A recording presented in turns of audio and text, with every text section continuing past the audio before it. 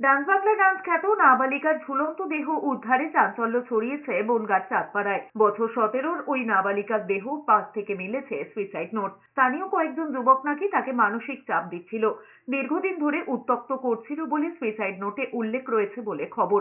ইতিমধ্যেই ঘটনার তদন্ত শুরু করেছে পুলিশ। 2016-য় ডান্সবাংলা ডান্স রিয়েলিটি শোয়ে অংশ নিয়েছিল ওই নাবালিকা। গ্র্যান্ড ফাইনালেও দেখা গিয়েছিল তার পারফরমেন্স। বিভিন্ন জায়গায় শোয়ের জন্য ডাক পেত। পরিবারের অভিযোগ, বুলটন, বিট্টু, সুমন্ত সহ বেশ কয়েকজন পাড়ার যুবক তার উপর মানসিক চাপ সৃষ্টি করছিল। নানাভাবে ভয় দেখানো হতো। 3 যুবকের বিরুদ্ধে আত্মহত্যার প্ররোচনা দেওয়ার অভিযোগ দায়ের হয়েছে গাইঘাটা থানায়।